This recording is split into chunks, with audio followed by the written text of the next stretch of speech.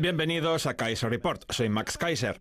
En el siglo XIX, cuando el riesgo se aceptaba como parte integrante de la industria y el capitalismo, se decía que, aunque un barco está a salvo en el puerto, los barcos no están hechos para estar ahí. Pues bien, a día de hoy, la industria y el capitalismo están a salvo en los balances generales de los bancos centrales, repletos de derivados fraudulentos, disfrazados de seguros y ocultos tras una serie de tratados comerciales y fiscales que nos protegen de las consecuencias que se derivan de sus malas acciones. ¿Stacy? Ni la industria ni el capitalismo consisten en eso. No pueden parapetarse detrás del balance general de los contribuyentes y mantenerse vivos gracias a todas esas intervenciones. Las empresas del sector del carbón en quiebra logran una exención para no tener que asumir los costos de limpieza. Prácticamente todas las grandes empresas estadounidenses del sector del carbón están en quiebra o saliendo de ella, incluida la mayor de todas dentro del sector privado, Peabody Energy. Peabody ha sido autorizada por un tribunal a dedicar solamente 15 centavos por cada dólar necesario para asumir los costos de limpieza de sus operaciones, lo que supone trasladar el resto del riesgo a las cuentas de los estados en los que opera. Cuando dicen los estados, se refieren, claro, a sus habitantes, a los contribuyentes que viven allí. La pregunta es si las empresas del carbón van a la quiebra, que es algo que nunca pasará siempre y cuando puedan mantenerse a salvo en el puerto. ¿Quién paga esa limpieza? Porque el proceso de descontaminación del agua, plantación de árboles y arbustos y regeneración del mantillo es largo y costoso. Esta es la cara menos amable del sector energético, del petróleo, del gas y del carbón. Todos esos costos elevadísimos que las empresas del sector no pagan jamás y que siempre tiene que acabar asumiendo el contribuyente.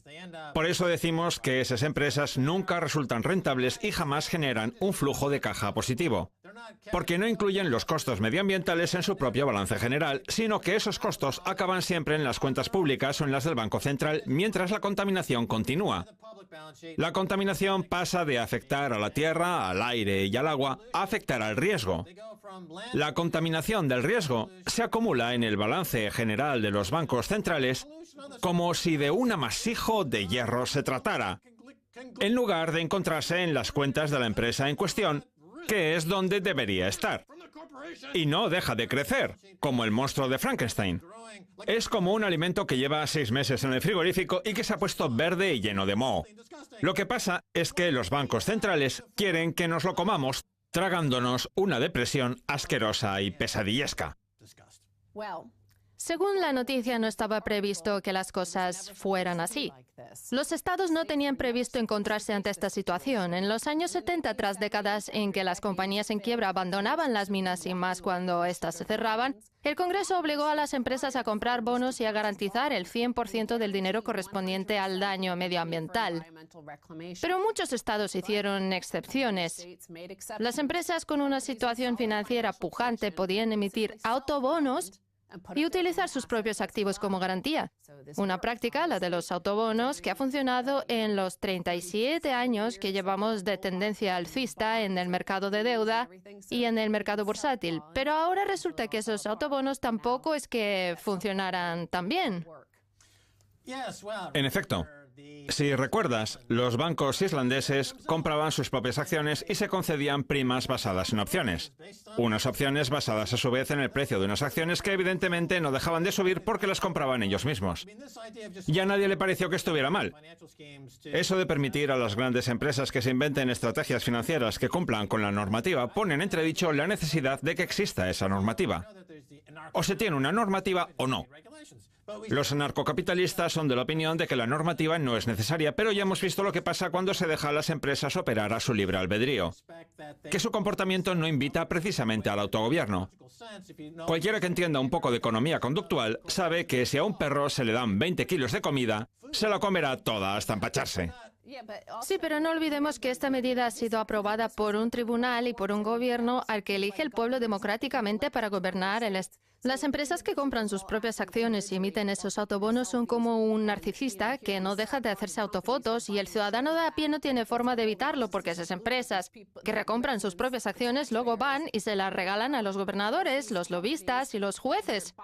Tanto acciones como opciones y primas, que son los que deciden por nosotros en este sistema judicial en el que, según los anarcocapitalistas, basta con demandar a las empresas que contaminan el jardín de nuestra casa para que se haga justicia. El problema es que la mayoría de los ciudadanos de a pie no tienen tanto dinero como esas empresas para poder corromper a esa gente. ¿Por qué no imponen también autopenas de prisión? Por ejemplo, si me descubren a mí robando en la tienda de la esquina, yo mismo me metería en la cárcel, sin necesidad de que un tribunal o un jurado me llevaran a prisión. Yo mismo me encerraría en la cárcel y punto. Mientras llevara un sombrero que pusiera "estoy en la cárcel", seguiría robando tiendas, bancos y automóviles y cada vez que me descubrieran diría que me condeno a una autopena de cárcel. Si las compañías energéticas que provocan un holocausto medioambiental pretenden solucionarlo emitiendo sus propios autobonos, ¿por qué no iban a funcionar las autopenas de cárcel? Esa gente es totalmente consciente de las consecuencias de sus actos y de los costos que generan. Así que lo mejor es que les facilitemos las cosas para que puedan seguir pagando los plazos de su yate, aunque sea a costa de extinguir a la especie humana. Eso es lo que tenemos que poner de relieve.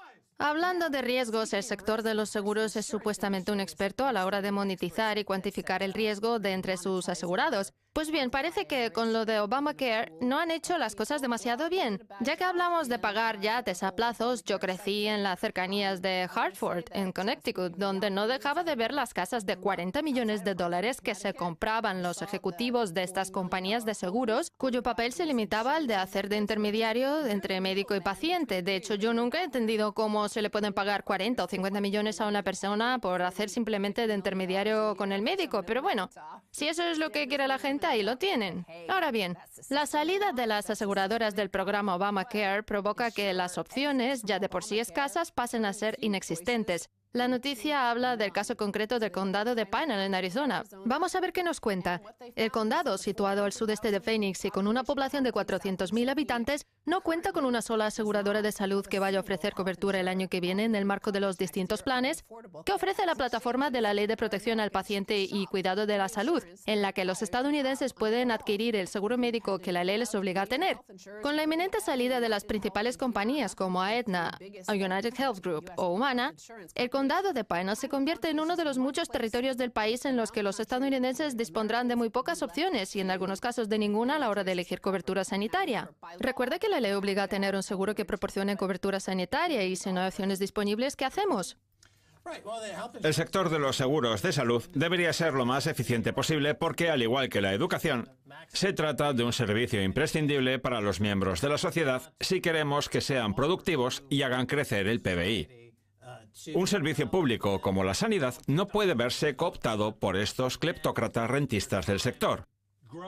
Si a estos cleptócratas les encargaran colocar los semáforos de una ciudad, se empeñarían en construir semáforos de oro puro, sin tener en cuenta si funcionan bien, si se encienden las luces como es debido.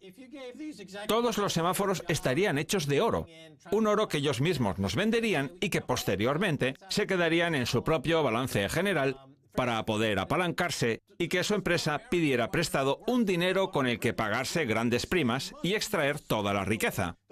Le costaría cientos de miles de millones de dólares a la ciudad, pero intentarían convencer a los ciudadanos de que esa decisión ha sido beneficiosa para ellos, con el argumento de que si es bueno para nosotros, es bueno para ustedes. Que alguien se muere, pues le venden un ataúd hecho de oro puro. ¿Que alguien está enfermo y no le pueden curar porque han destruido la sanidad? Pues le inyectan algún fármaco de oro puro, con una jeringa de oro puro también, que le venderían gracias a sus cuentas de jubilación basadas en el oro puro. Unas cuentas que son intocables debido a que tienen comprados a todos los políticos gracias al oro puro. El caso es que la realidad choca con una de las premisas del programa Obamacare y de estas plataformas sanitarias obligatorias. La salida de las aseguradoras hace caer en saco roto una premisa fundamental de la ley, la de que al haber varias aseguradoras, estas competirían cada año entre sí por hacerse con los consumidores. Luego, el poder del mercado controlaría los costos y mejoraría la calidad, pero no. Está sucediendo justo lo contrario. Según akasignups.net, una página web que se dedica a realizar un seguimiento de la ley, el año que viene los precios pueden llegar a subir un 24%, mientras que según Cynthia Cox, investigadora de la Kaiser Family Foundation, una cuarta parte de los condados estadounidenses podría contar solamente con una aseguradora en la plataforma. En principio, la fundación no guarda relación alguna contigo, aunque bueno, a lo mejor tenéis antepasados comunes de hace 100, 200 o 500 años. El caso es que, igual que en Estados Unidos, los medios consideran que los partidarios de Trump, por el mero hecho de serlo, son todos unos racistas, y si lo dicen los medios, no hay más que hablar. En el Reino Unido nadie se atrevía a decir públicamente que estaba a favor del Brexit. Y claro, ni la BBC, ni Channel 4, ni ITV invitaban a sus estudios a nadie que lo estuviera, no fuera a ser que también los tildaran de racistas a ellos. Max, voy a contarte una cosa que tiene que ver con mi familia y que me ha sorprendido un montón. Mi familia es de Connecticut, un estado tradicionalmente demócrata. De hecho, los republicanos no se imponen desde la elección de George Bush. Pues bien, un familiar mío de unos 20 años se plantea votar a Trump porque no puede permitirse pagar lo que exige el programa Obamacare sin sacrificar el 20% de sus ingresos, lo que hace que todos los años tenga que pagar una multa, que asciende a $700, una cantidad nada despreciable para un joven de 20 años y que encima no va a parar a ningún lado. Supuestamente las compañías de seguros tienen que saber analizar y gestionar el riesgo, pero el caso es que Miss Shadlock, tras analizar los datos, ha descubierto que la ley Obamacare contempla que una persona de 64 años, recordemos que a partir de 65 ya entraría en el sistema público, gasta de media 6 veces más que un joven de 20 años en servicios sanitarios. Ahora bien, como la ley establece que la aseguradora solo puede cobrarle el triple de lo que le cobra el joven de 20 años, el precio está un 13% por debajo de lo que debería. Esos ciudadanos son precisamente los que más recurren al programa Obamacare. En cambio, el seguro para el joven de 20 años está un 75% por encima de lo que debería ser su precio. Por eso los jóvenes no se inscriben, porque no pueden permitírselo con lo que ganan a la semana. Lo increíble del programa Obamacare es que lo han diseñado justo al revés. Primero como un mercado y luego como un programa sanitario. Sí. En todo Estados Unidos tiene que ser un mercado primero. Todo tiene que poder financiarizarse, ya sea la sanidad o la educación. Todos los aspectos de la economía tienen que poder financiarizarse para convertirse en un mercado. Y por algún motivo, Obama decidió que hacía falta un mercado en el ámbito de la sanidad. El problema es que todos los mercados y sus precios están manipulados. No hay competencia, no hay mecanismo de descubrimiento de precios y el mercado sanitario no es una excepción. La sanidad se ha convertido en un mercado manipulado más, igual que el LIBOR, el Forex, la Bolsa de Nueva York, el Nasdaq, el oro, la plata o la energía. Todos están manipulados y aún así Obama no se percató de que el mercado sanitario también sería objeto de manipulación. ¡Qué poco avispado! En fin, tenemos que pasar a la segunda parte. Hasta luego. No se pierdan la segunda parte, tenemos mucho más.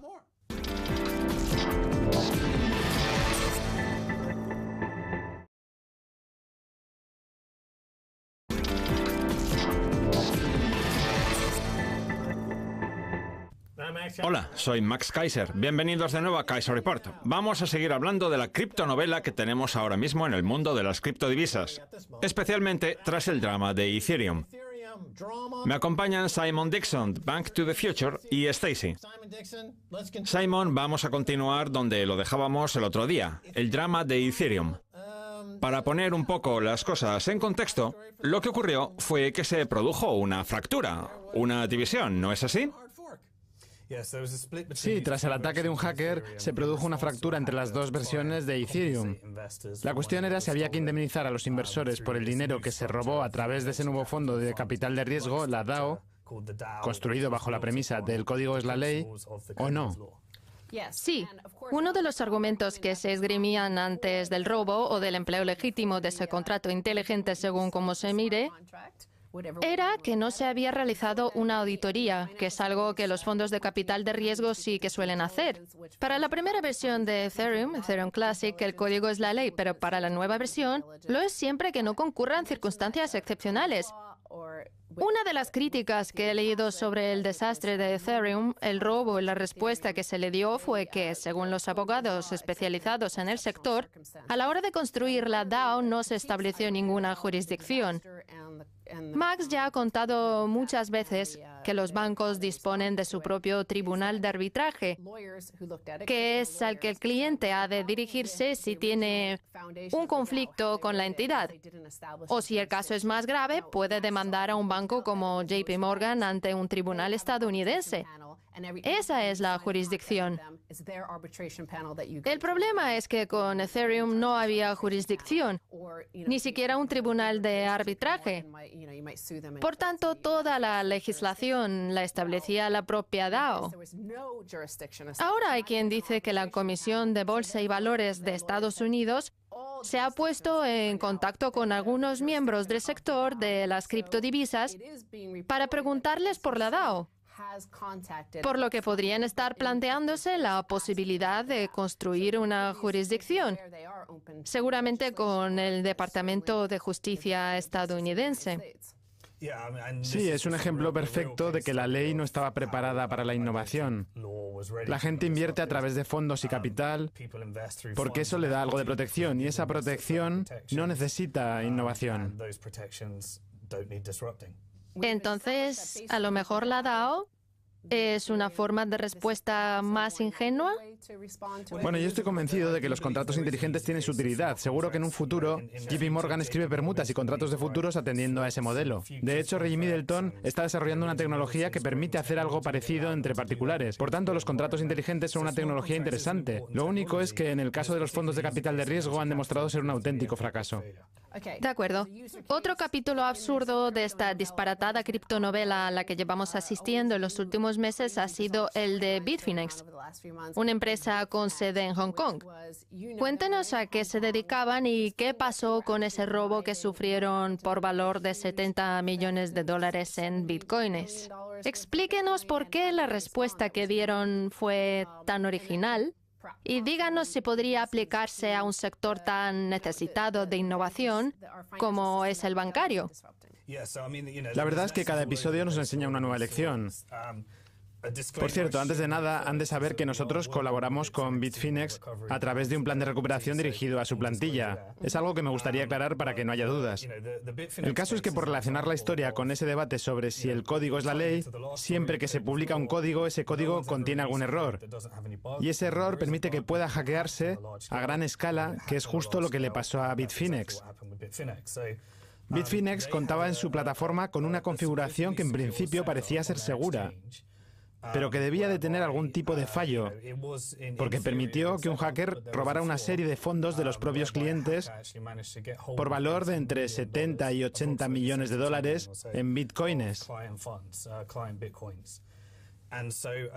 Bitfinex se había fijado en ejemplos como el de Mt. Gox, que sufrió el mayor ataque informático del mundo de las criptodivisas, con el robo de 450 millones de dólares en bitcoins. Pero esa cantidad es mucho mayor que la que se haya podido sustraer en cualquier robo de oro o en el salvaje oeste.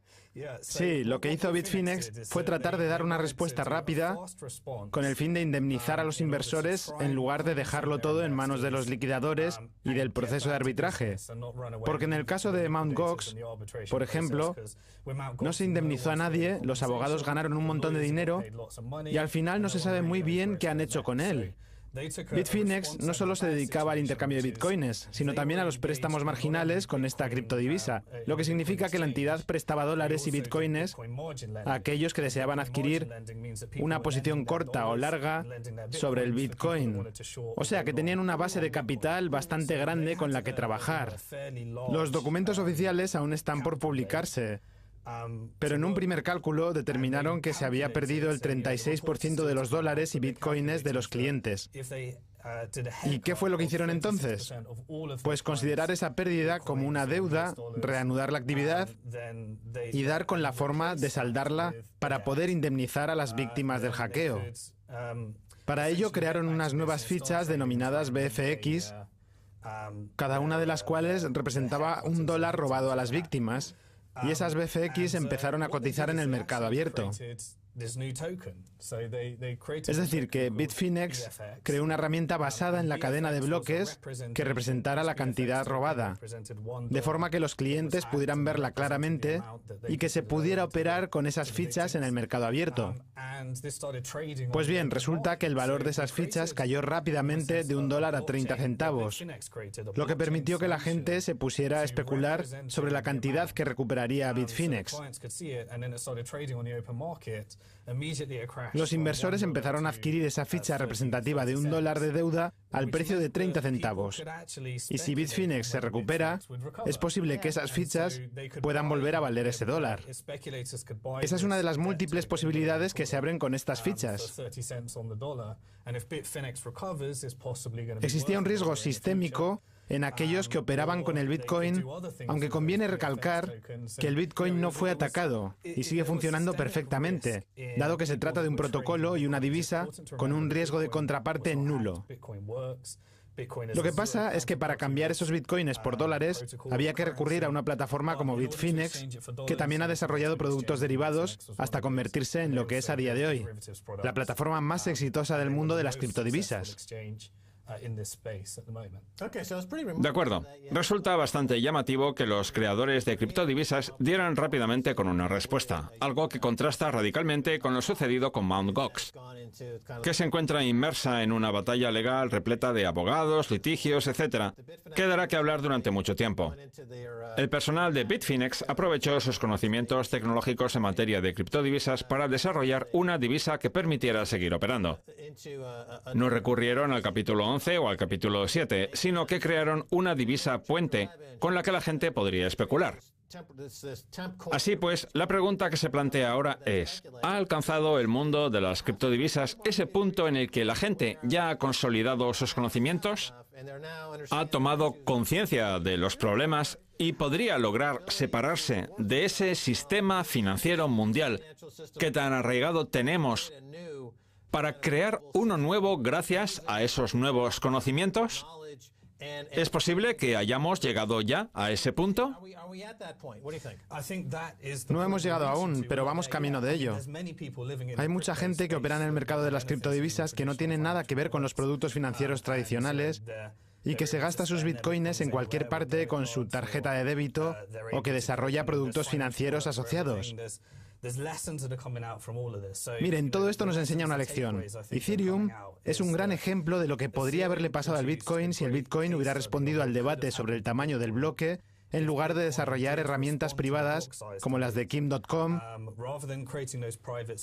herramientas a nivel de protocolo como Blockstream u otras herramientas creadas por los desarrolladores, que han mantenido en todo momento una actitud muy conservadora, una estrategia que ha demostrado ser la correcta.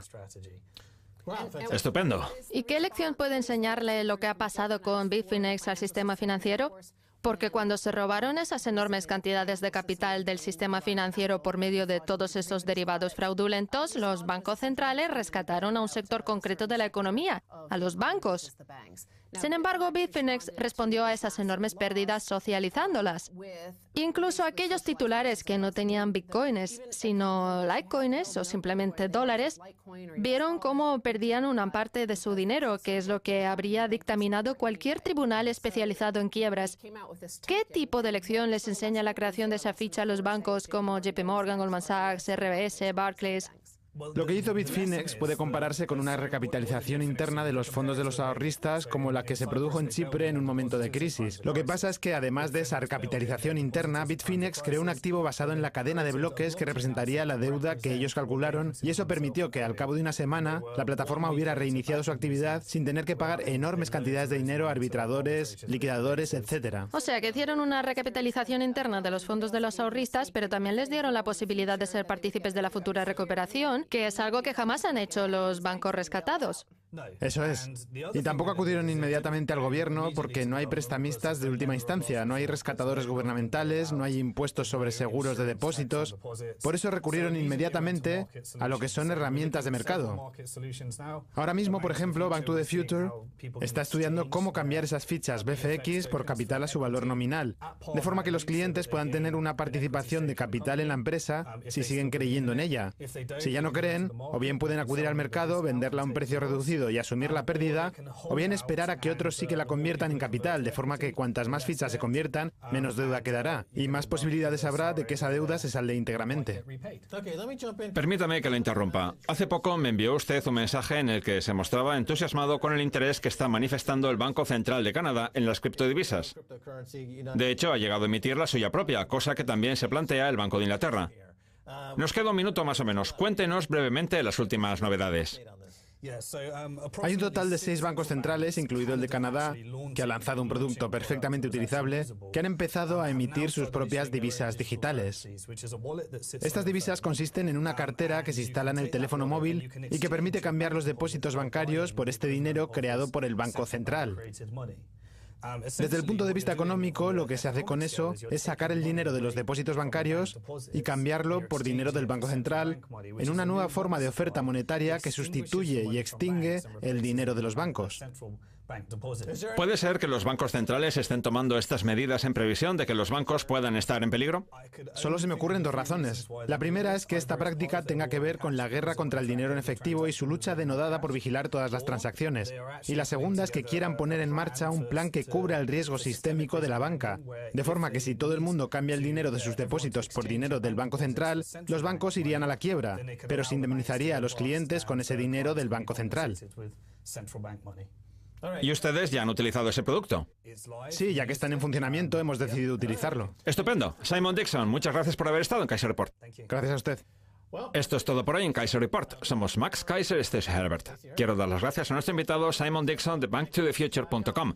Si quieren contactar con nosotros, escríbanos un tweet a Kaiser Report. Hasta la próxima. Adiós.